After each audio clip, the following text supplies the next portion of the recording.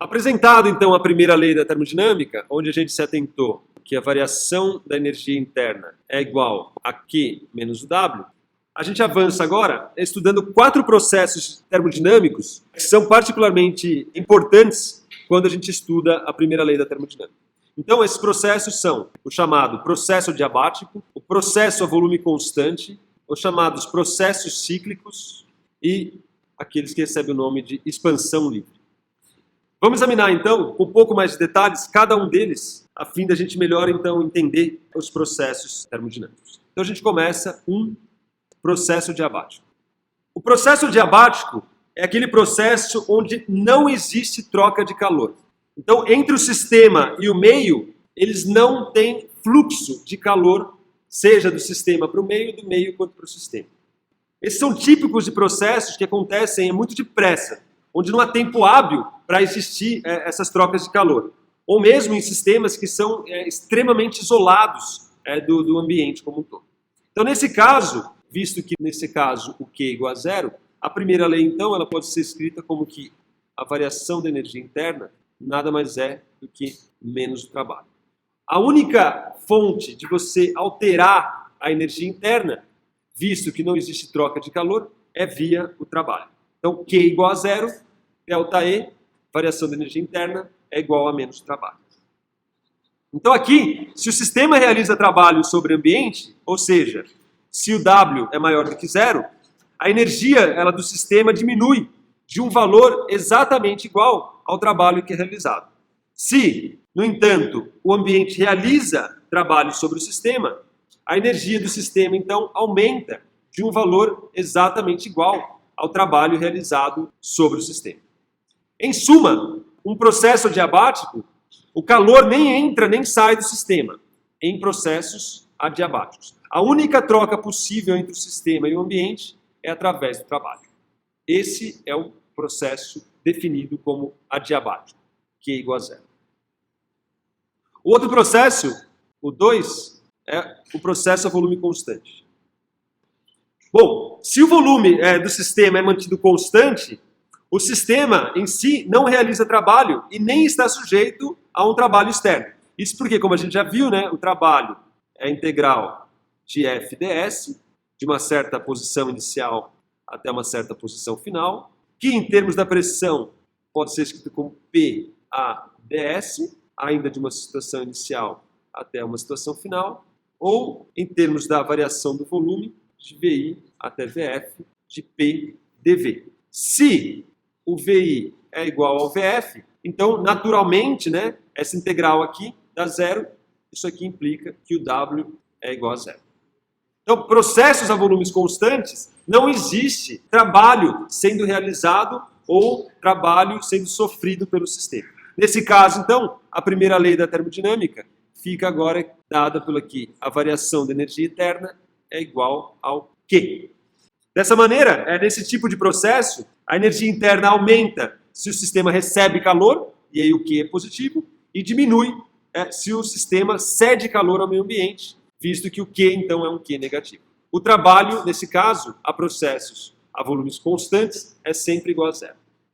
O terceiro caso, os processos cíclicos.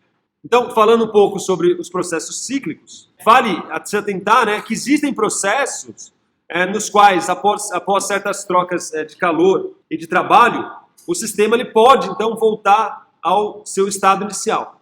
Então, nesse caso, como o estado final e o estado inicial é igual, isso define um processo cíclico, a condição inicial e a condição final é a mesma, então nenhuma propriedade que é intrínseca do sistema, ela pode variar, inclusive a energia interna. Então, no caso de processos cíclicos, o que nós temos é que a variação da energia interna é igual a zero, visto que a energia interna do sistema só depende da condição inicial e final. Se ela é a mesma, a variação da energia interna é igual a zero, o que implica, então, que Q menos W é igual a zero. Ou, consequentemente, Q é igual a W. Ou seja, o trabalho líquido que é realizado durante o processo é exatamente igual à quantidade de energia transferida em forma de calor. No diagrama PV, a gente tem algo assim. Então esse é um típico processo cíclico. Ele vai do inicial para o final, do final para o inicial. A variação da energia interna é igual a zero e, consequentemente, a quantidade de calor que é cedida é igual à quantidade de trabalho que é realizado. Esse processo ele vai ser discutido com mais detalhes no capítulo 20, mas vale a pena aqui a gente já introduzir. Finalmente, por completeza, só para apresentar o último processo, a gente tem as expansões livres. Então, nas expansões livres, a gente tem tanto um processo adiabático, ou seja, o meu Q é igual a zero, e também nenhum trabalho é realizado. O W é igual a zero. O que implica, então, pela primeira lei da termodinâmica, que a variação da energia interna é igual a zero. Mas o que vem a ser, né? Como é que funciona essa expansão livre? Então, um exemplo é importante aqui para a gente poder entender. Então está aí um típico processo de expansão livre. Então, nesse caso, a gente tem um gás aí que está confinado por uma válvula fechada em uma das câmaras de um sistema isolado. A válvula, então, é aberta e o gás ele se expande livremente até ocupar as duas câmeras como um todo.